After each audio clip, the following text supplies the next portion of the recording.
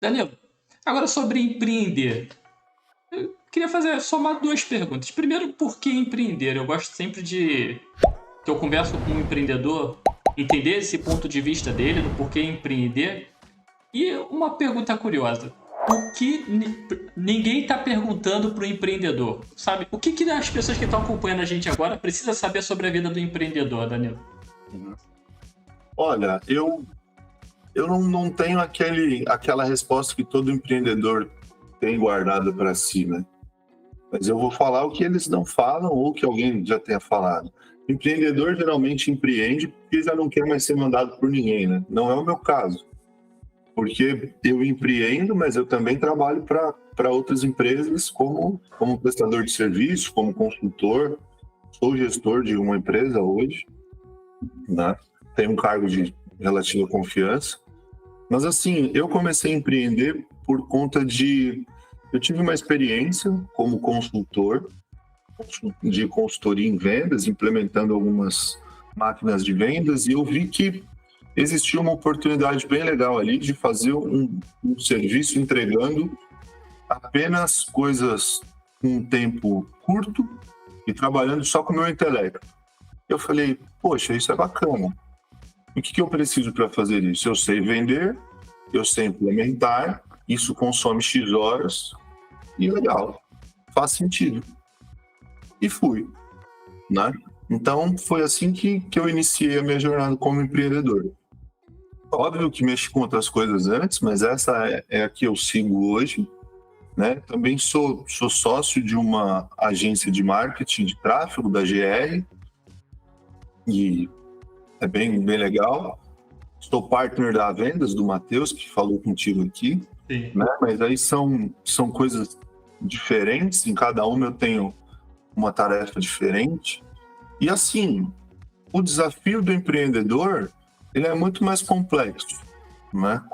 E aí eu vou te falar, eu empreendo em pequena escala, né? Então eu não tenho várias pessoas que dependem de mim financeiramente, que a vida delas dependem de mim financeiramente.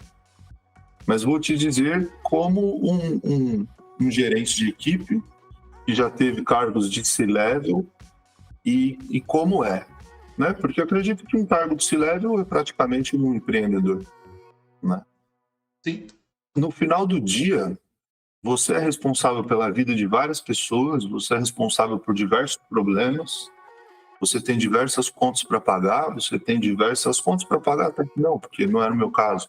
Mas vamos pensar nesse cenário, né? Você tem 10, 15, 20, 50, 100 colaboradores, então você é responsável pela vida de 100, e esses 100 tem mais os familiares e as pessoas que ajudam. Então você é responsável indiretamente pela vida de todas aquelas pessoas. A partir do momento que você começa a pensar dessa forma, tua vida nunca mais vai ser a mesma. A partir do momento que... Vamos pensar da seguinte forma: e você tem mais uma pessoa que mora contigo, você é casado, então mora para namorado, então sei lá, pode ser um cachorro, pode ser a mãe, não importa. Que tenha mais alguém que depende de ti, a sua vida já muda, você já se preocupa. Agora imagina se você gere 10 pessoas, se você é o líder de 10 pessoas, essas pessoas dependem de você. Se tu faz uma movimentação errada, pode ir tudo por água abaixo. Imagine empresas que vão à falência, ou imagine layoffs. O quanto gera impacto na vida dessas pessoas. Sim, complicado. E fica aí o questionamento. Então, assim, eu podia trazer diversos outros pontos. Mas esses são pontos que, para mim, eles pegam. Então, noite de sono nunca mais é a mesma. Você dorme pensando em como melhorar, acorda pensando em melhorar. Você pode ter aquela pessoa do teu time, aquele colaborador que não performa tão bem, e pelo menos comigo é assim, eu conheço pessoas que nem ligam, manda embora e tá tudo bem, né? Você fica pensando, poxa, a pessoa tem família, a pessoa tem filho, acabou de nascer o filho, não vou mandar embora, não posso mandar embora. Sim. Você dá um jeito dela melhorar, você dá uma chance, você dá duas, aí você começa a pensar, pô, mas e aí? Pode ser que se eu continuar insistindo nisso vai dar ruim para mim. Mas e agora? O que eu faço? Ou então, se a empresa é sua, você tem as contas para pagar, você vê que seus clientes começam a sair. e você não tem previsão de aumentar a receita. Ou então tu vê que está vendendo muito barato, você precisa vender mais caro, mas os seus clientes não compram mais caro. Então você precisa conseguir novos clientes, mas você não tem dinheiro para investir em ferramenta. É muito complicado. Olha, Então, são várias variáveis. E aí você tem que estar preparado para trabalhar com todas essas variáveis. Então, um empreendedor básico precisa entender minimamente de finanças para tu não ser enrolado. Precisa entender minimamente de marketing para você conseguir promover o teu negócio. Você precisa entender um pouquinho de vendas para conseguir alcançar os primeiros clientes e conseguir ter uma receita para o seu negócio sustentável e, a partir daí, ter um time e começar a crescer. Você precisa entender de pós-venda, porque você precisa ter um pós-venda, independente de ser produto de consumo ou produto de venda ou ferramentas, sei lá, ou SaaS, tecnologia, que vai ter receita recorrente, mas você precisa ter um ótimo atendimento, porque ele precisa continuar tendo a receita e depois você quer vender de novo. Se precisar de suporte, e aí? Tem tudo isso envolvido. Não é tão simples como parece. Então você precisa estar preparado em todos esses aspectos antes. E se não tiver 100% preparado, vá atrás de sócios e complementem aquilo que você não tem. Aí as coisas começam a ter um jogo. E se também não tiver a grana, não tem problema. Vá atrás de investidor, um sócio que tenha a grana, mas pense muito bem antes de fazer tudo isso. eu acho que você colocou de uma forma bem legal, porque pouca gente fala e é verdade. Eu acho que passou do operacional, acho que desde o operacional de qualquer empresa, você já é um empreendedor, né, Danilo? Porque você está querendo crescer dentro da empresa ali.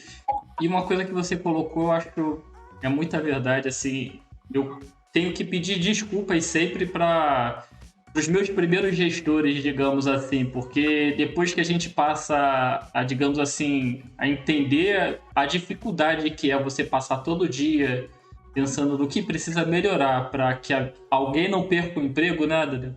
Que eu sempre falo que não existe nada mais social no mundo do que uma empresa, né? Que o emprego, o trabalho transforma a vida de uma pessoa e você tirar isso da pessoa.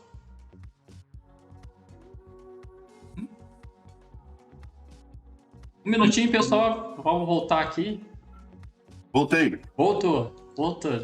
Ao vivo. Acontece. Ao vivo. Os problemas. Acontece. E como a gente estava falando, né, tirar o emprego de uma pessoa, assim, tirar alguém da oportunidade dela é complicado. E você todo dia ele tem que estudar, se reinventar e entender o que é que pode, como pode ajudar e pior, né? Às vezes você sentir que não consegue mais ajudar, né, Danilo? Exatamente. E também tem aquela questão do entendimento, né? Então você precisa que as pessoas também comprem aquela ideia. Como a gente estava falando antes, né? De como alcançar, de como melhorar e de como chegar ali num momento melhor e de como se colocar melhor e de como chegar ao sucesso, de como chegar ao topo. Tem algumas pessoas que tá tudo bem, ela chega num dado momento que para ela tá tudo bem. Só que às vezes o tudo bem dentro de uma estrutura de equipe, de empresa, não é necessário, precisa de mais. E aí começa a ter um problema, né? E aí, para o gestor, é preciso que ele entenda, né? Isso é importante também. E para a pessoa também é importante ser bem claro. Por exemplo, vamos pegar o exemplo de um time de vendas.